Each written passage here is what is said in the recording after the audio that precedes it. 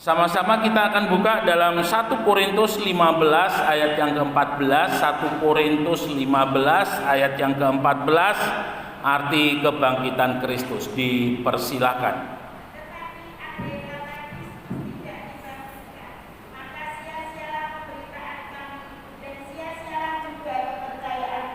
Diulang lagi, Bu. Tetapi andai kata Kristus tidak dibangkitkan, maka sia-sialah pemberitaan kami dan sia-sialah juga kepercayaan kamu. Ya, terima kasih. Andai kata Kristus tidak dibangkitkan, sia-sialah pemberitaan kami atau pemberitaan firman Tuhan yang dilakukan oleh para rasul-rasul dan oleh hamba-hamba Tuhan, dan sia-sialah juga iman kita, kepercayaan kita, keyakinan kita, kekristenan kita kepada Kristus. Saudara sekalian yang dikasihi oleh Tuhan, hari-hari ini menjadi hari-hari yang luar biasa, di mana iman Kristen diuji sedemikian rupa. Ya. Nah, Bapak Ibu yang dikasihi oleh Tuhan, ketika berbicara mengenai Yesus Kristus, maka kita harus tahu dan kita harus paham siapakah Yesus itu. Yesus beda dengan Isa. Sekali lagi, Yesus beda dengan Isa, ya. Karena Yesus lahir dari keturunan yang ada di bangsa Israel, sementara Isa keturunan dari Arab. Dan Yesus lahir di Bethlehem, sementara Isa lahir di bawah pohon kurma. Ini harus menjadi sebuah pengertian dalam kehidupan kita, karena beberapa tahun yang lalu sebagian misionaris mengajar untuk mencari jembatan yang cocok untuk boleh memperkenalkan Yesus kepada kaum Kedar dengan membawa istilah Isa itu sama dengan Yesus. Tapi sebenarnya Isa itu beda dengan Yesus. Nah, kita tidak terlalu jauh ke sana, kita lebih fokus kepada Yesus. Bapak Ibu yang dikasihi oleh Tuhan, ketika berbicara mengenai Yesus dalam Injil Matius, kita akan menemukan bagaimana hal ikhwal daripada kelahiran Yesus, ya, di mana malaikat datang kepada Maria dan mengatakan kamu akan mengandung, dan Maria mengatakan aku belum bersuami, bagaimana aku bisa mengandung, dan dikatakan oleh malaikat bahwa Roh Allah yang akan ada di dalam rahim Maria. Bapak Ibu Saudara yang dikasihi oleh Tuhan, ketika berbicara mengenai Yesus, Allah yang menjadi manusia, maka kita harus pahami betul bahwa ini adalah cara Allah untuk mendekatkan diri kepada manusia. Karena Allah tidak bisa mendekatkan diri kepada manusia dengan wujud dan rupa aslinya, nggak bisa. Karena setelah manusia jatuh di dalam dosa, kemuliaan Allah tidak bisa dilihat oleh manusia yang berdosa. Justru kalau Allah hadir dengan keberadaannya yang asli, itu justru akan membunuh di dalam kehidupan manusia. Sehingga karena Allah begitu mengasihi manusia, maka Allah dalam suratan Filipi pasal yang kedua di sana dikatakan mengosongkan dirinya dan menjadi sama seperti manusia. Nah, saudara yang dikasihi oleh Tuhan, dan Yesus dikandung oleh Maria 9 bulan 10 hari pada umumnya, karena memang Allah benar-benar mau menunjukkan kasihnya kepada manusia secara utuh, ya, sehingga keberadaan Yesus disaksikan sebagai manusia yang dikandung oleh Maria 9 bulan 10 hari, bukan bayi ajaib yang tiba-tiba muncul, tapi benar-benar sesuai dengan keberadaan manusia. Bapak Ibu yang dikasihi oleh Tuhan, kita harus sadar bahwa 2 kali Allah langsung menciptakan manusia dari tangannya. Yang pertama itu adalah manusia Adam. Itu diciptakan oleh Allah dari debu tanah. Dan manusia Adam itu jatuh ke dalam dosa dan membuat semua manusia itu jatuh ke dalam dosa. Sementara Yesus yang dikatakan sebagai Adam yang kedua itu membawa pemulihan daripada manusia yang berdosa kembali kepada Allah. Ini harus kita sadari bersama-sama. Manusia yang berdosa, maka manusia pula yang harus menebus.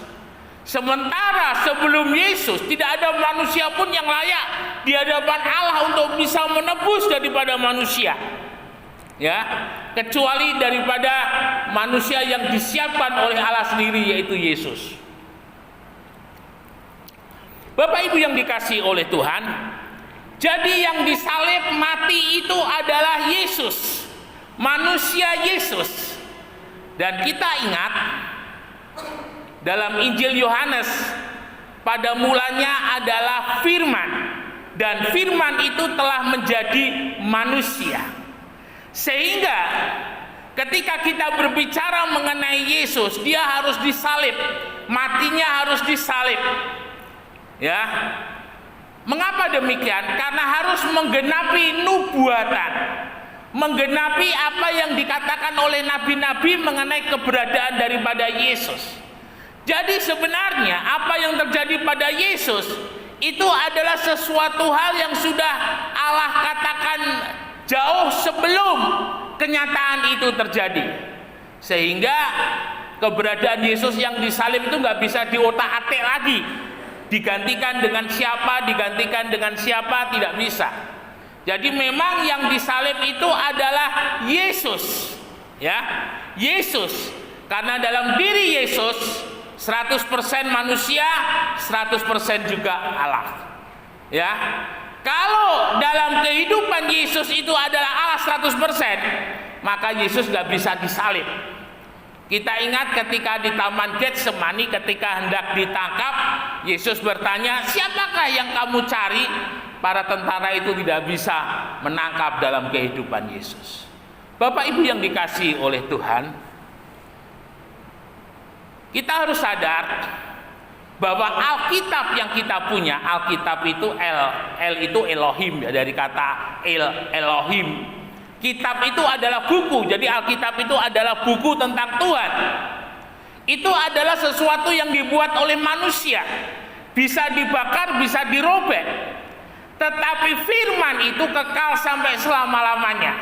Nah, demikian juga dengan Yesus. Yang disalib adalah Yesus, tetapi firman yang menjadi manusia itu kekal sampai selama-lamanya. Ya, jadi firmannya itu nggak bisa dibunuh. Jadi itu harus kita pahami bersama-sama. Nah, Bapak Ibu saudara yang dikasihi oleh Tuhan, Yesus sebagai Adam yang kedua itu menjadi prototip, menjadi teladan bagi setiap manusia yang ada pada waktu itu. Bagaimana dia bisa diselamatkan, bagaimana dia bisa dipulihkan, itu melalui kehidupan Yesus. Dan kita ingat ketika Yesus dikubur, ya, lalu kemudian dibangkitkan pada hari yang ketiga, Yesus tubuhnya beda. Ya, Yesus tubuhnya beda. Tubuh Yesus yang sudah dibangkitkan adalah tubuh Yesus yang sudah diubah. Secara kasat mata, secara jasmani bisa dilihat, bisa dipegang. Tetapi dia mempunyai kemampuan supranatural yang luar biasa. Di mana ketika mengunjungi murid-muridnya yang ada di kota Yerusalem, di tempat di mana mereka mengadakan perjamuan kudus, dan Yesus berada di sana, semua pintu tertutup. Sehingga ketika Yesus masuk mereka kaget, ya. Mereka kira Yesus itu adalah hantu. Tetapi itu adalah Yesus. Dalam waktu sekejap Yesus pergi, dalam waktu sekejap Yesus datang. Nah, Bapak Ibu Saudara yang dikasihi oleh Tuhan, dan itu yang mau tunjukkan Tuhan kepada kita. Setiap kehidupan kita orang-orang percaya, ketika 3.000 orang dalam Kisah Rasul, ya, 3.000 orang setelah mendengarkan khotbah Petrus, lalu mereka berkata, Rasul, kami percaya dengan apa yang sudah Rasul ajarkan. Sekarang apa yang harus kamu perbuat? Langkah pertama yang dikatakan oleh Rasul Petrus adalah bertobat dan berikan dirimu dibaptis. Ya. Baru kemudian Bapak Ibu Saudara dalam prosesnya di dalam gereja mula-mula setelah rasul-rasul yang dipenuhi oleh Roh Kudus, barulah kemudian orang-orang percaya juga dipenuhi oleh Roh Kudus. Dan kita tahu dari yang disampaikan Kisah Rasul pasal yang pertama ayat yang ke-8, kamu akan menerima kuasa kalau Roh Kudus turun ke atas kamu. Ya. Dan kamu akan menjadi saksiku di Yerusalem, Yudea, Samaria dan ujung bumi. Dipenuhi oleh Roh Kudus sesudah salib Kristus dan kebangkitannya. Ya. Jadi peristiwa dipenuhi oleh Roh Kudus adalah setelah Kristus disalib, bangkit, baru dipenuhi oleh Roh Kudus. Dan itu memberikan sebuah petunjuk bagi kehidupan kita orang percaya. Kalau kita mau menjadi orang percaya yang dipulihkan, orang percaya yang memiliki kehidupan yang luar biasa, maka dia harus betul-betul menjadi orang percaya yang sudah ditebus. Kalau Petrus katakan tadi bertobat, ya. Jadi ditebus itu adalah bertobat daripada kehidupan yang lama kepada kehidupan yang baru, kehidupan yang jauh daripada Kristus menjadi kehidupan yang dipimpin oleh Kristus. Setelah itu barulah kehidupan kita dipenuhi oleh Roh Kudus. Bapak Ibu yang dikasihi oleh Tuhan, orang yang dipenuhi oleh Roh Kudus barulah dia akan menjadi orang yang bisa menjadi saksi. Ya. Pengertian saksi itu harus kita pahami. Yang pertama, orang yang melihat dan orang yang mengalami. Ya. Ketika ada satu peristiwa yang terjadi, maka ada orang yang melihat dan ada orang yang mengalami. Nah, di dalam kehidupan kita sebagai orang yang percaya kepada Tuhan, Tuhan mau kehidupan kita bukan hanya sebagai orang yang melihat, tetapi juga mengalami apa yang namanya kuasa Allah. Apa namanya mujizat, apa namanya jawaban doa, apa namanya pertolongan Tuhan. Itu harus dialami oleh setiap kehidupan orang percaya. Ya. Mengapa dalam kehidupan orang percaya dia bisa murtad, orang Kristen dia bisa murtad? Karena dia tidak mengalami kasih-Nya Tuhan di dalam hidupnya. Dia tidak pernah mengalami pertolongan Tuhan dalam hidupnya. Dia tidak pernah mengalami mujizat Tuhan dalam hidupnya.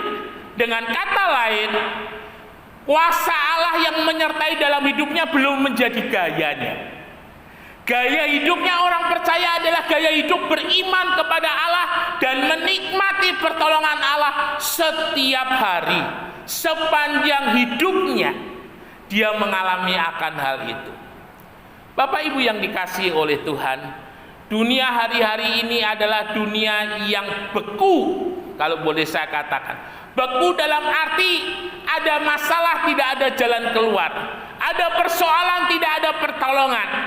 Ada sakit penyakit, tidak ada kesembuhan. Ya, boleh dikatakan dalam kehidupan dunia sekarang ini, kalau tidak ada yang menyokong dalam hidup ini, kalau tidak ada yang menyangga dalam hidup ini, kita tidak mampu berjalan. Jujur, kalau boleh saya katakan, ya. Apalagi nanti tahun 2024, tahun depan itu adalah tahun-tahun yang luar biasa untuk Indonesia. Tahun-tahun itu menjadi tahun-tahun perjuangan bagi kaum yang hari ini, ya, dia tidak bisa bergerak apa-apa oleh karena keberanian pemerintah di bawah kepemimpinan Bapak Jokowi. Sehingga tahun depan itu mereka akan berusaha menampilkan seorang pemimpin yang bisa membawa dalam kehidupan mereka bangkit kembali seperti tahun-tahun sebelum pemerintahan dipimpin oleh Bapak Jokowi. Jadi artinya tahun-tahun ke depannya menjadi tahun-tahun yang luar biasa. Dan belum lagi dengan pemanasan global yang saat ini mulai sedang melanda, ya. Di India itu aspalnya sampai meleleh, ya saudara. Jadi suhunya luar biasa. Di beberapa tempat di Asia itu suhunya di atas 40 derajat. Saya tidak bisa bayangkan. Dan di Indonesia, terutama Indonesia Timur, Maluku dan sekitarnya, itu suhunya mencapai 39 kurang lebih. Seperti di daerah Ciputat di Jakarta itu juga mengalami suhu yang luar biasa. Nah, dalam kondisi-kondisi seperti ini, kita membutuhkan Yesus yang sudah bangkit. Ya, kebangkitan Yesus dengan tubuh yang sudah diubahkan, dengan tubuh yang tidak lagi dibatasi oleh hukum-hukum alam. Ya, kalau hukum-hukum alam itu adalah orang yang hidup pasti mati, itu ya kalau boleh saya katakan. Lalu kemudian ada banyak hal. Jadi kalau orang dilempar itu akan sakit, ya. Orang kalau dipukul itu akan mengalami penderitaan dan sebagainya. Itu sudah menjadi hukum alam. Jadi penderitaan yang kita alami itu sudah menjadi bagian daripada hukum alam. Dan bagaimana kita mampu melewati semuanya? Tidak lain tidak bukan menikmati tubuh kebangkitannya Tuhan. Dan itu bisa terjadi kalau hidup kita dipenuhi oleh Roh Kudus. Bapak Ibu Saudara sekalian yang dikasihi oleh Tuhan, kita pun juga bisa melihat peristiwa-peristiwa yang ada di sekitar kita. Ada sebagian mereka yang secara lahir seperti orang rohani. Secara lahir mereka tampil sebagai seorang pelayan Tuhan, tapi hidupnya jauh dari pertolongan Tuhan.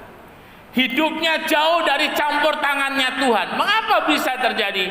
Karena hidupnya belum dipenuhi oleh Roh Kudus. Takut akan Tuhan adalah permulaan segala hikmat. Itu bisa terjadi ketika hidup kita itu dipenuhi oleh Roh Kudus. Elia adalah manusia biasa, tetapi ketika dia berdoa jangan turun hujan, maka hujan itu tidak turun. Mengapa itu bisa terjadi? Karena ada karya Roh Kudus, ada kuasa Roh Kudus, ada karya kuasa Allah di dalam kehidupannya. Mengapa Daud berani menghadapi Goliat? Karena ada Roh Allah di dalam kehidupan daripada Daud. Tapi Saul yang hidupnya tidak ada Roh Allah, ketika menghadapi Goliat dia lari. Ini bukan gayanya orang percaya. Gayanya orang percaya ketika ada masalah, ada persoalan, dia berani. Berani bukan dengan kekuatannya sendiri, tapi berani oleh karena ada Roh Allah yang ada di dalam kehidupannya.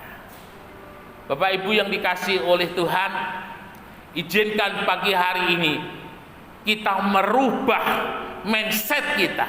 Kita rubah cara pandang hidup kita. Ya, cara pandang menjadi orang Kristen yang biasa, orang Kristen yang rutinitas, berdoa yang biasa, ibadah yang biasa, pelayanan yang biasa, menjadi orang Kristen yang luar biasa. Dengan cara apa? Hidup di dalam kepenuhan daripada Roh Kudus. Bapak Ibu yang dikasihi oleh Tuhan, seperti yang saya sampaikan beberapa waktu yang lalu, sebuah kota di Guatemala, ya saya lupa namanya karena namanya sulit. Bagaimana tempat itu yang dulu adalah tempat yang kering, tempat yang tandus, tempat yang tidak menghasilkan apa-apa oleh karena masyarakatnya dikuasai oleh penyembahan kepada berhala. Tetapi ketika terjadi kebangunan rohani, namanya Amologuna, ya saya lupa itu namanya. Itu ketika terjadi kebangunan rohani di tempat itu, orang-orang berbalik kepada Tuhan, sekarang menjadi kota yang makmur. Di Wales, di dekat daripada Inggris, pernah terjadi satu kebangunan rohani, dan dicatat hampir selama 1 tahun setelah peristiwa kebangunan rohani yang terjadi di sana, di tempat itu tidak terjadi tindakan-tindakan kriminal. Artinya ketika dalam kehidupan kita sebagai orang-orang percaya, hidup kita dipenuhi oleh Roh Kudus, maka hidup kita akan selalu berpaut dengan Tuhan. Ya, dekat dengan Tuhan, ada kecintaan, ada kerinduan untuk selalu hidup dengan Tuhan, hidup sesuai dengan firman Tuhan, itu sudah otomatis. Dan ketika kita ada dalam posisi seperti itu, saudara akan melihat hari-hari saudara menjadi hari-hari yang luar biasa.